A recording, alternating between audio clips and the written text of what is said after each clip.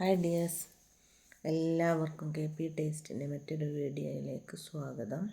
ഇന്ന് നമുക്ക് വെറൈറ്റി ആയിട്ടുള്ളൊരു മാങ്ങ അച്ചാർ ഉണ്ടാക്കാം. മാങ്ങ വറുത്തെടുത്തതിന് ശേഷം ആണ് ഈ അച്ചാർ ഞാൻ ഉണ്ടാക്കിയത്. എൻ്റെ ജ്യേഷ്ഠത്തിയുടെ വീട്ടിൽ പോയപ്പോൾ പറിച്ച മാങ്ങയാണിത്. ഏത് തരം മാങ്ങയായാലും ഈ അച്ചാർ ഉണ്ടാക്കാൻ നമുക്ക് സാധിക്കും. പച്ച ആയിക്കോട്ടെ, ചെനച്ചതോ പഴുത്തതോ ഏത് തരം ആയാലും. ഇത് ഏത് തരം മാങ്ങയാണെന്ന് അറിയില്ല, നല്ല വലിയ മാങ്ങയാണ്. ഇതിൻ്റെ നെയിം അറിയുന്നവരൊന്ന് കമൻറ്റ് ചെയ്യണേ.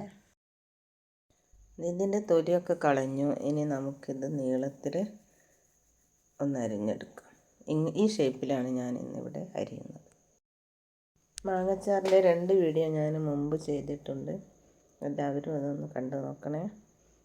അപ്പോൾ നമ്മുടെ മാങ്ങകളൊക്കെ അരിഞ്ഞു കഴിഞ്ഞു. നമുക്കിതിനെ വറുത്തെടുക്കാം.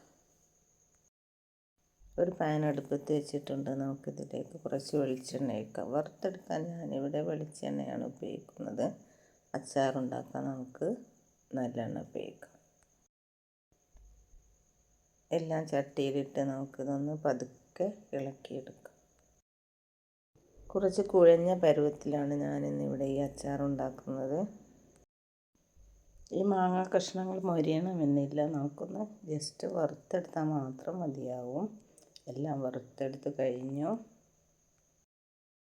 അടുത്തതായി നമുക്ക് കടുക്, ചെറിയ ജീരകം, ഉലുവ എന്നിവ ഒന്ന് വറുത്തെടുത്ത് പൊടിക്കേണ്ടതുണ്ട്. അതിനാൽ ഇതൊക്കെ ഒന്ന് നമുക്ക് വറുത്തെടുക്കാം. കടുക് ലാസ്റ്റേ ഇടാവൂ, കടുക് വേഗം കരിഞ്ഞു പോകും. കടുകിൻ്റെ പൊട്ടുന്ന ശബ്ദം കേട്ടാൽ നമുക്കിത് പാത്രത്തിലേക്ക് മാറ്റാം. അടുത്തതായി നമുക്ക് കാശ്മീരി മുളക് വറുത്തെടുക്കാം. ഇത് ചതച്ചാൽ മാത്രം മതിയാവും, പൊടിക്കേണ്ടതില്ല. അതിനായിട്ട് ഞാനിവിടെ എടുത്തത് 10 11 കാശ്മീരി മുളകാണ്. ഇതിൻ്റെ ചട്ടി അടുപ്പത്ത് വെച്ച് നല്ലെണ്ണ ഒഴിച്ച് നമുക്ക് അച്ചാറുണ്ടാക്കാൻ തുടങ്ങാം. ഇതിനായി നമുക്ക് അരിഞ്ഞു വെച്ച ഇഞ്ചി, വെളുത്തുള്ളി എന്നിവ ചേർത്ത് നല്ലോണം വഴറ്റിയെടുക്കാം.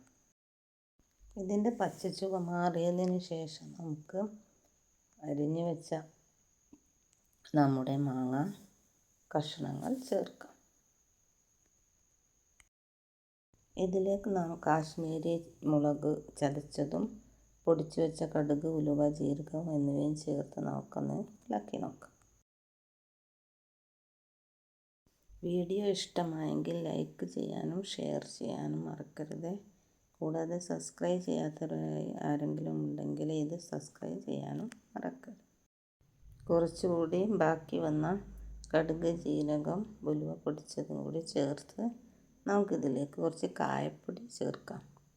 കായം ചേർക്കുമ്പോഴാണ് ഇതിന് നല്ലൊരു ടേസ്റ്റ് വരുന്നത്. തീയൊക്കെ കുറച്ചതിന് ശേഷം ലാസ്റ്റ് നമുക്കിതിലേക്ക് കുറച്ച് വിനാഗിരി ചേർക്കാം. ഇങ്ങനെ മാങ്ങച്ചാർ ഉണ്ടാക്കി നോക്കൂ, ഒരു വെറൈറ്റി ടേസ്റ്റ് ആയിരിക്കും. വീഡിയോ കാണുന്ന എല്ലാവർക്കും നന്ദി. Thank you.